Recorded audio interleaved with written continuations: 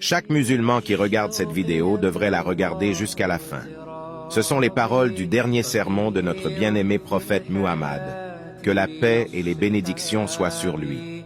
Chaque musulman devrait les écouter au moins une fois dans leur vie. Ô peuple, écoute, car je ne sais pas si je serai encore parmi vous l'an prochain. Alors, écoutez ce que je dis avec beaucoup d'attention et transmettez ces mots à ceux qui ne pouvaient être présents aujourd'hui. Ô peuple, tout comme vous considérez ce mois, ce jour, cette cité sacrée, considérez aussi la vie et la propriété de tout musulman comme sacrée. Rendez les biens qu'on vous a prêtés à leurs propriétaires de droit. Ne faites de mal à personne de façon à ce qu'on ne vous fasse pas de mal. Souvenez-vous qu'un jour vous rencontrerez votre Seigneur, et il vous demandera des comptes sur vos actions en ce monde. Allah vous a interdit l'usure. Alors, toute obligation usuraire doit désormais être abolie.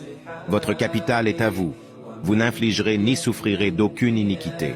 Allah a jugé qu'il n'y devait pas y avoir d'intérêt, et que tout intérêt dû à Abbas ibn Abd al-Muttalib doit être aboli. Tous les droits découlant des homicides de la période pré-islamique sont désormais annulés, et les premiers que j'abolis sont ceux qui découlent du meurtre de Rabia ibn al-Harith. Ô peuple, les infidèles jouent avec le calendrier afin de rendre permissible ce qu'Allah a interdit et interdire ce qu'Allah a permis. Selon Allah, les mois sont au nombre de 12.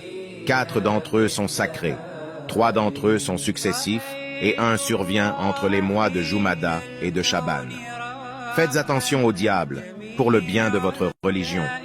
Il a perdu tout espoir de vous égarer par les grands péchés, alors faites attention de le suivre dans les petits péchés. Ô peuple, il est vrai que vous avez des droits sur vos femmes, mais elles ont aussi des droits sur vous. Souvenez-vous que vous les avez prises comme femmes seulement avec la permission et d'Allah, et en remplissant un pacte avec lui. Si elles vous restent fidèles, alors il leur revient le droit d'être nourries et vêtues dans la gentillesse. Traitez bien vos femmes et soyez gentils avec elles, car elles sont vos partenaires et vos assistantes dévouées. Et c'est votre droit qu'elles ne fréquentent pas des gens que vous n'approuvez pas, ainsi que de ne jamais être infidèles. Ô peuple, écoutez-moi avec sincérité. Adorez Allah, accomplissez vos 5 salas quotidiennes, jeûnez pendant le mois du Ramadan, et donnez de votre bien en aumône. Faites le pèlerinage, si vous le pouvez. Toute l'humanité descend d'Adam et Ève. Un arabe n'est pas supérieur à un non-arabe, et un non-arabe n'est pas supérieur à un arabe. Un blanc n'est pas supérieur à un noir, et un noir n'est pas supérieur à un blanc, seulement par la piété et la bonne action. Sachez que chaque musulman est le frère de chaque musulman, et que les musulmans constituent une fraternité. Le bien d'autrui n'est pas légitime pour un musulman, excepté celui que son frère lui donne de plein gré. Alors, ne vous faites pas d'injustice à vous-même. Souvenez-vous qu'un jour vous rencontrerez Allah et répondrez de vos actes en ce monde. Alors faites attention, ne vous égarez pas du chemin de la piété après moi, ô peuple. Aucun prophète ou messager ne viendra après moi, et aucune nouvelle croyance ne naîtra. Réfléchissez bien, ô peuple, et comprenez les mots que je vous transmets. Je laisse derrière moi 2 choses, le Coran et ma Sunna, et si vous les suivez, vous ne vous égarerez jamais.